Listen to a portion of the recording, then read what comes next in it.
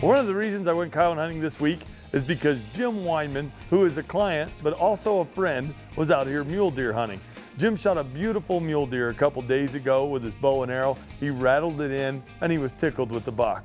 But what's interesting is the days that he spent in the stand before he harvested his buck, he said, "Fred, there's a ton of coyotes down on your deer country." He said, "I've been hearing them howling. I've been seeing them out in the sage." He said, "Man, just so you know, you got a lot out there." I said, "Well, hot dog," I said, "let's take off and go out there and try and thin them out." But before I head out hunting, especially my gun sat for a while, and especially if we have big temperature changes, I always like to check the zero on my rifle. I travel a lot, so sometimes my gun's kind of beat up a little bit in gun cases. So before I head out, I always like to check my gun. Well, it's also pretty fun to check it too. Even though I know it's on, I like to blow up some water bottles. What's really cool is we were playing around with a slow action, there's some special word for it, but a slow motion video camera, and you could see why I like doing it. Just looks cool. I'm gonna be shooting the Hornady Superformance 53 grain VMAX ammunition. And what's great about this is every one's got ballistics right on the back. Tells you if you're 0 to 200, where you're hitting at 100, all the way out to 500 yards. Pretty darn handy. All right, so we're gonna go ahead and take a shot at a water bottle. I like shooting them because they're small, only a couple inches wide. And if you hit a water bottle, well, you pretty much know you're ready to go. All right, I'm hot.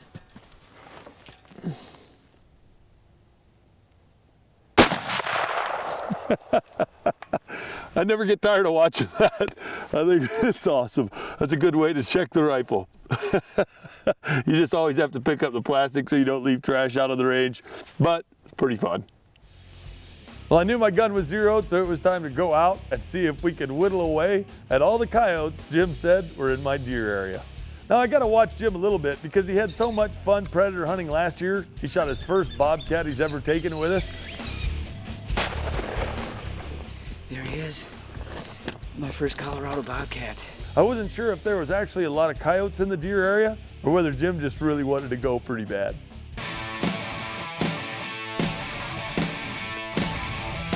So as we're walking in on top of this ridge to get down in there, we look up and I said, "Well, heck, there's a coyote." "Oh, there's a coyote right there, Jim. Look, running right there." He's trotting right across the wide open, sees us, and what does he do? He stops for a second and then drops off into this little canyon. I didn't want to try and crack at him, and it's a good thing I didn't, because I thought, well, let's let that dog ease off and then we'll try and call something in.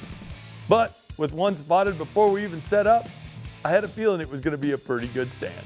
Well, Jim didn't have a small game tag, and he only was going to be here a few more days. So he said, "Is it okay if I go along with you and just watch?" I said, "Sure, no problem." Our very first setup, I turned on the Fox Pro call, and not one, not two, but 3 coyotes came running out of the sage right at us.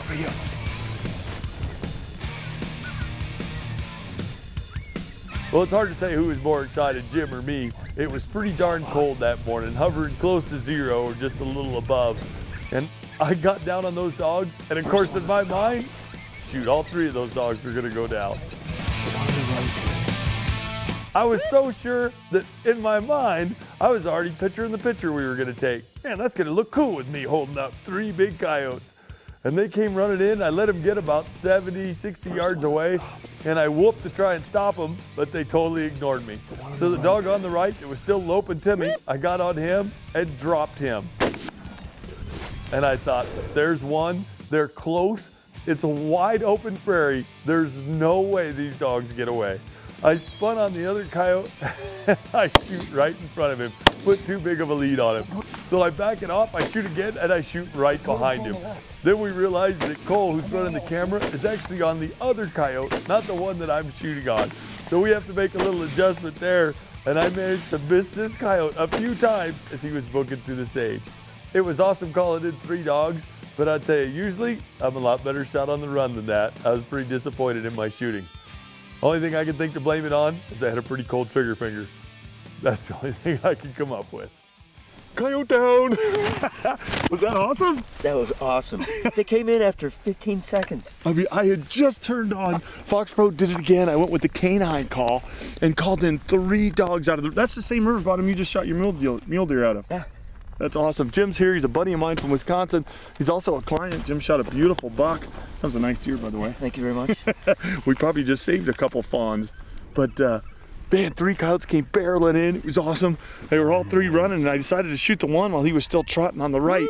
So I shot him as he was coming to us, dropped him, and then I swung on the other one, and the coyotes split, and that's where the camera's rough. Cole swung on one dog. I, of course, swung on the other one. I shot at him as he was going through the sage and didn't get him. Cole was on the other dog, but man, it was awesome. Got one coyote down. It's almost 0 degrees out here this morning. What do you think? It's a little chilly? Not bad. It's balmy. It's balmy. Yeah, so let's go down and check out this dog. Looks like he's furred up really nice, doesn't it? He's gorgeous. I love it. That's a pretty dog, huh? Look at that. Urgh. That's a beautiful dog right there. Pretty male, I think, isn't he? Yeah. Boy, look at how furred up that dog is, Jim. I mean, that is a prime Colorado pelt right there. That's beautiful. Nice shooting. Thanks, buddy. That was awesome. Beautiful Colorado dog down, and called in some others. Should have another one down, but they slipped out of here. But we're not done. We're gonna keep at them. It's a cold morning. That's a pretty coyote right there. That'll make a beautiful pelt.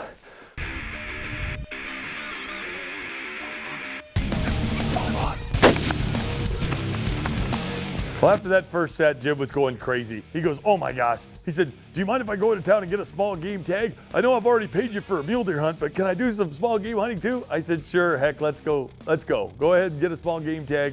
Me and Cole are gonna go out and make another set, and we'll go out and try and call some predators tomorrow. So Jim took off to town to go get a small game tag, and me and Cole headed out to another area on the same ranch. The sun's coming in and out of this valley, so you can see the sun's kind of getting covered up now. But the great thing about this setup, I've called here before, so we're gonna have the sun in our back. We got the wind in our face, so we're gonna try and set up off this point, see if we can call a bobcat or a coyote in here. There's just as good a chance that we'll call in a bobcat at this setup. Well, I got the Fox Pro set up in front of us, got the decoy going. I got set back, nestled into the bushes there, had my bog pod, my rifle on it. I thought, boy, we could call in a bobcat or a coyote here. It looks good for either.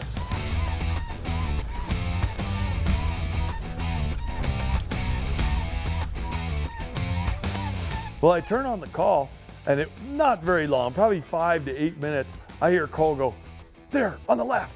And I'm looking, but I don't see anything. And he's like, on the left. Well, I'm a little bit in front of Cole and to the left, and I think that it was hidden for me. So I whispered to him, is it a bobcat or a coyote? Trying to get ready for what I'm gonna be seeing and what kind I should be looking for. And Cole said, it's a coyote.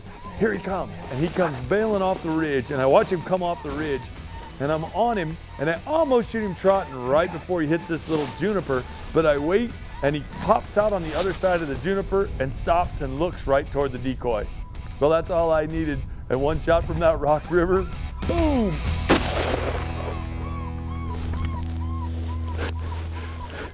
You can see that 223 Hornady VMAX did its job. Those super performance rounds are awesome. That coyote did not twitch. He just dropped in his tracks. That's the way you want it to happen. It was a beautiful dog, and I was pretty tickled with our setup. Man, that was awesome. He came running right down the hill, headed right for the Fox Pro call. I had it on baby rabbit. A lot of people ask what I have the call on when we're shooting animals. We're here in southern Colorado, not far from my house on the eastern plains, kind of in some foothills and cedars and junipers here. And that was a pretty sweet setup. We came up on this little knoll, and really it was a perfect setup because we had the wind in our face, we had the sun to our back. Doesn't get a whole lot better than that. Cole's up above me here with the camera. Cole spotted that coyote coming down the ridge, and I was like, he's like, on your left, and I didn't see him, and it must have been between a cedar, or because he's got a higher position, he could see it. He said, coming down, and then I caught him when he came running down the ridge there, and then he got behind that little juniper there, and I was just waiting for him to come around, and he came around the other side. Cole let me know he could see him, and I just pounded him. That was awesome. 223 Hornady Super Performance, and doesn't get a whole lot better than that. Let's go look at him. He's a beautiful dog. You can see he just dropped. That VMAX bullet hit him. He did not like it a bit. He was done. Hot dog. All right, I can't stand it. Let's go look at him. I want to see him. That is a beautiful coyote right there. Look at that. I mean, just absolutely gorgeous. They don't get any better than that. I mean, that is one. Look at the fur. I don't know if you can see. I'm gonna try and set him up so you can see how thick this dog is. But look at the fur. Look at that. That's 4 inches of fur on that dog. That is pretty. And he's got to have it. He's got to have it because of this weather we've got. It's another male too, I think, right? Yep. It's another male. Got a little wear. That's just a prime example of an absolute beautiful prime pelt. Pretty dog, came in hungry. They're just like us, you know, when it's cold, they need more calories. And this coyote fell for the baby rabbit on that Fox Pro and just came striping in. And you know, whenever we can, I try to get a little elevated position when I can. You know, of course, sometimes that's not possible if I'm hunting out east, or, you know, sometimes that's tougher in Iowa or some of the other places I've hunted, Florida, Georgia. Sometimes it's hard to get an elevated position. But when you're hunting mountainous states, man, it's great to be able to get up high a little bit because you got a lot better field of view. And it worked out great with this beautiful dog.